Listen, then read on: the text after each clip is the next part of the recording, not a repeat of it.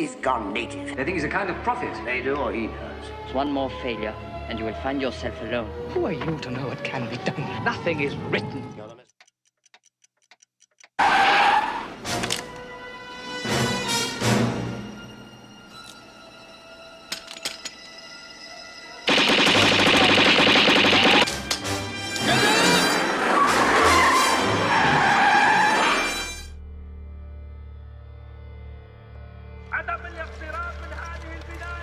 You keep walking, he'll shoot you! إذا تحركت Move him back! إذا تحركت يطلق نار عليك. Jesus.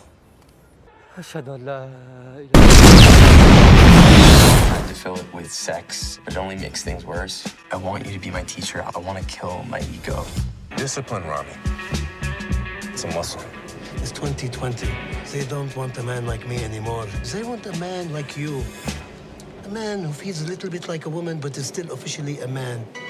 Hey everyone, welcome to Psychology of Spirituality. Saeed here. Today I want to speak about how Islam and Muslims are portrayed in the media, specifically here in the West. I want to make future videos in regards to Arab cinema, Indian cinema, and Iranian cinema. For those joining the channel for the first time, I am getting my PhD in psychology.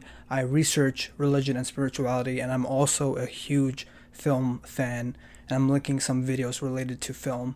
I often talk about archetypes and how psychology, spirituality manifest in films.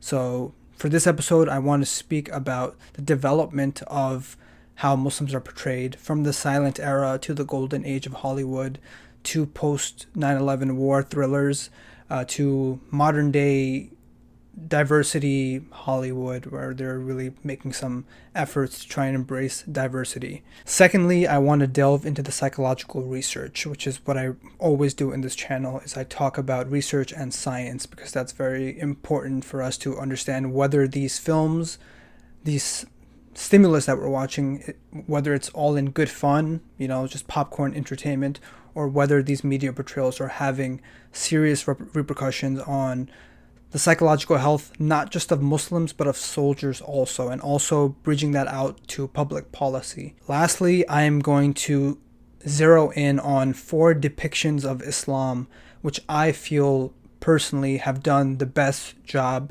portraying the transcendent, spiritual, metaphysical dimensions of the religion in Hollywood. I think lots of these films portray the social, linguistic, cultural aspects that may be related to certain interpretations of Islam, but at the last part of the video, I'm going to focus on specific films which I believe come the closest to really delving into that transcendent aspect. Here I'm linking a few videos that I've done before speaking about archetypes, films, Islam, and religion. I think those will really help you get a better context for the material that I'm going to delve into for the purposes of this video. So with that, let's start with silent era, golden age Hollywood. There was a rich and powerful king in Baghdad. Chew on a magic carpet to the 7 wonders of the world of entertainment.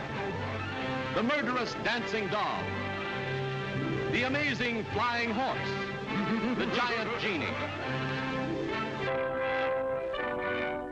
أشهد أن لا إله إلا الله أشهد أن محمدا رسول الله.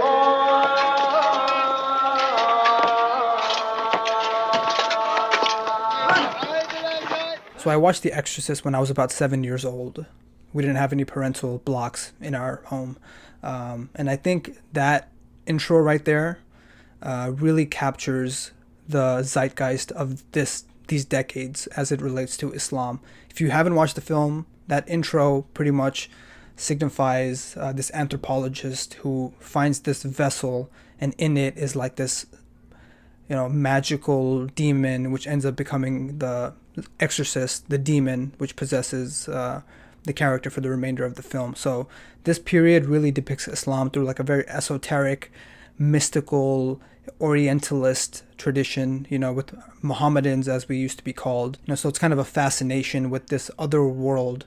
Most of the audiences currently, and especially prior, were white suburban audiences. And, our globalization, our communication wasn't as advanced as it is today. So many these films were really portraying this like these other strange people on the other side of the world trope.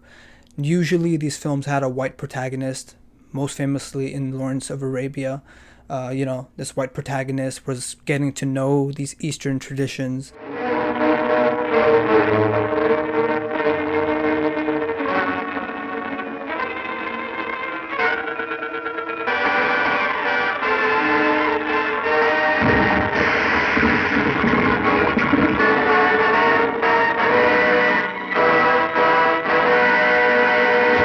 These films really depicted Islam and Muslims kind of like a museum artifact, right? You're close, but not too close, right? Which makes sense because lots of Muslim countries still had strong colonial ties to Western nations. Oh, beloveds, oh, men of the desert, I am the Mahdi, the expected one. In a vision, the Prophet Muhammad has instructed me, let mountain and desert tremble, let cities shudder. Where the Nile divides, their mighty conflict explodes across the Cinerama screen. Charlton Heston as Gordon, summoned by his country to defend Khartoum.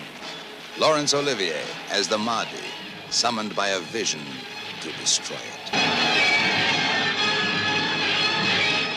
Another ideal that I want to highlight is how this colonial vantage point, this post-colonial mentality, permeates even to the language that we speak today. I just finished this book called Beyond Religion, which I'm linking right here and in the description below, which talks about this term religion and how it's an advent of Western scholars, actually. This dichotomy of religion and secularism compartmentalized into neat operational definitions. You don't see this in any other society, this term religion, and this book really does a really good job delving into that. And that this is a quote as it relates to Islam and the word deen, which scholars often misinterpret as meaning religion, but it actually means a lot more than that. I wish for you to make me a prince. He has the lamb.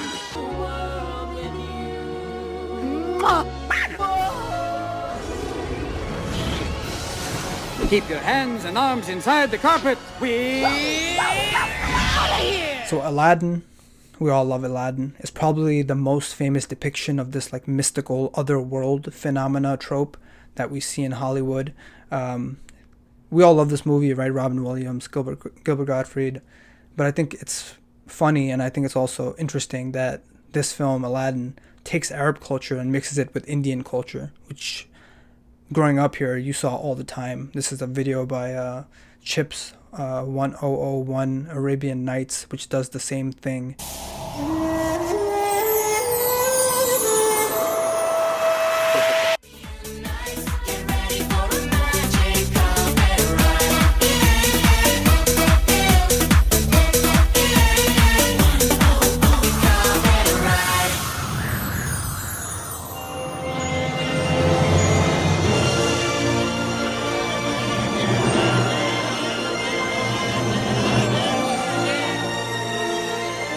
So not singling out Aladdin, but it probably didn't help just generalizing all brown people who wear funny hats and have different languages as one in the same. And also this has some real life implications in that post 9/11, the majority or a large percentage of hate crimes were directed towards Sikhs and other non-Muslim religious minorities because of this conflation, right?